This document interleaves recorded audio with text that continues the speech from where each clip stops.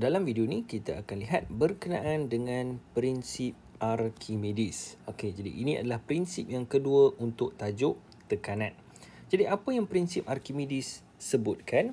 Prinsip Archimedes dia menyebutkan bahawa objek yang terendam sebahagian atau sepenuhnya di dalam suatu bendalir mengalami daya apungan, daya apungan kita dah belajar, yang sama dengan berat bendalir yang disesarkan. Okey, jadi ada beberapa perkara yang penting iaitu objek yang terendam sebahagian atau sepenuhnya. Dan yang kedua adalah daya apungan yang sama dengan berat bendalir yang disesarkan. Okey, jadi ini adalah benda yang paling penting lah. Iaitu daya apungan adalah sama dengan berat bendalir yang disesarkan. Untuk video yang sebelum ini kita dah lihat berkenaan dengan daya apungan, iaitu bila kita ada sebuah objek, kita andaikan kita ada sebuah objek berada di dalam sesuatu cecair, maka dia akan ada daya apungan yang mana kita dah hitung bahawa daya apungan ini dia muncul disebabkan oleh perbezaan tekanan pada atas dan juga pada permukaan bawah, permukaan atas dan permukaan bawah bagi objek yang terendam ini. Okey, jadi itu berkenaan dengan daya apungan. Sekarang ini kita akan lihat pula apa yang dimaksudkan dengan berat bendalir yang disesarkan. Okey, untuk kita faham dengan lebih lanjut, kita boleh lihat pada situasi yang cikgu lukiskan di bawah ini. Baik, dalam situasi ini kita ada sebuah bekas. Bekas ini dia berbeza dengan bekas yang biasa kita lihat. Yang mana bekas ini dia ada sebuah corong dekat ujung ini.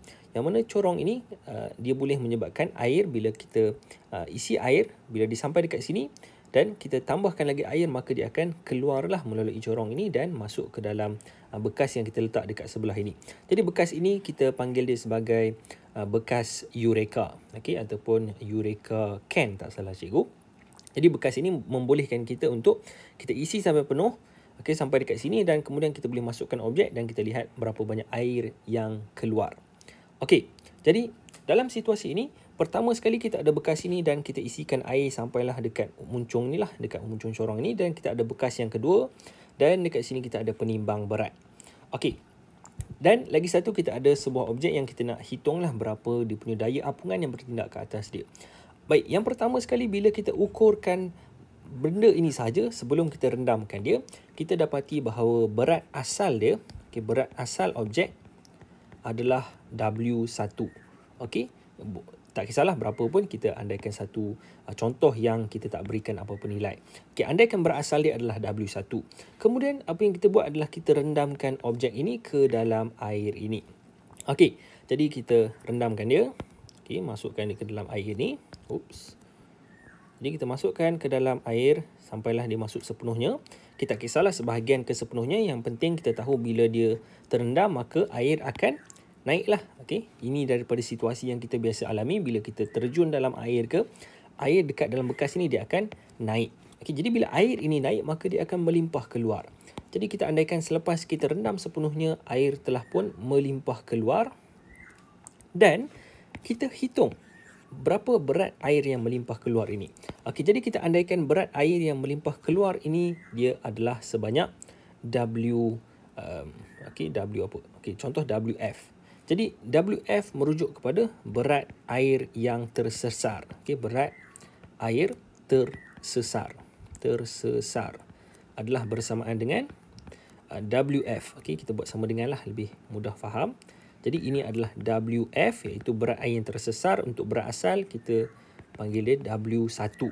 Okey, dan yang seterusnya kita nak hitung pula berapa berat untuk objek ini selepas kita rendam dia dalam air. Jadi kita andaikan berat yang kita dapat adalah W2. Okey, W2.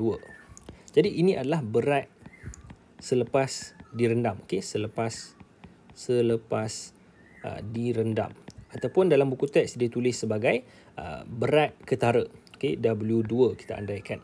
Okey, jadi apa yang prinsip Archimedes kata? Apa yang prinsip Archimedes kata? Okey, sebelum itu kita tahu bahawa bila kita rendam dia dalam air maka dia akan ada daya apungan. Okey, kita andaikan daya apungan adalah FAP. Daya apungan. Okey, banyak daya yang kita ada dah dekat sini. Daya apungan bila kita rendam dia adalah FAP. Okey, daya apungan.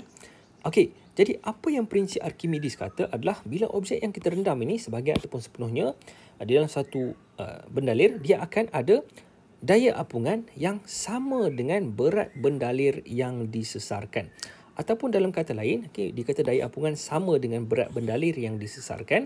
Jadi dalam situasi kita, daya apungan adalah FAP, manakala berat air yang disesarkan adalah WF. Jadi prinsip Archimedes kata bahawa WF adalah sama dengan FAP. Okey, ini yang penting dia. Okey, macam mana kita nak hitungkan dia punya daya apungan?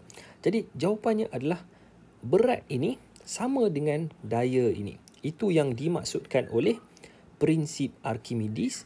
Dan lagi satu yang kita akan dapati, ini bukan daripada prinsip Archimedes, ini kalau kita buat eksperimen kita akan dapat bahawa lagi satu adalah berat selepas direndam. Kita tahu bahawa bila kita rendam dia, berat di sini akan berkurang. Okay, dalam kata lain, W2 akan kecil daripada W1. Dan hubungan antara W2 dan W1 ini sebenarnya adalah W2 bersamaan dengan W2 ini adalah bersamaan dengan W1 tolak dengan FAP. Okey, ingat ya, W1 dia berat yang sebenar. Dia ada bertindak ke bawah W1. Dan kita, lepas kita rendam dia, dia akan ada daya apungan. Dan berat yang hasilnya, berat ketara dia atau berat selepas kita rendam dia adalah W2. Dan hubungannya adalah W2 ini adalah sama dengan berat asal tolak dengan daya apungan. Ataupun disebabkan kita dah tahu bahawa daya apungan bersamaan dengan WF, maka dia juga adalah sama dengan berat sebenar tolak dengan berat cecair yang tersesar.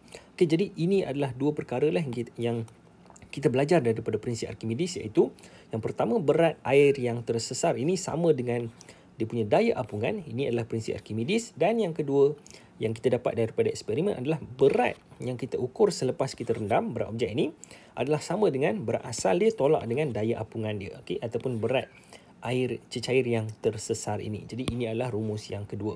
Okey, ini semua.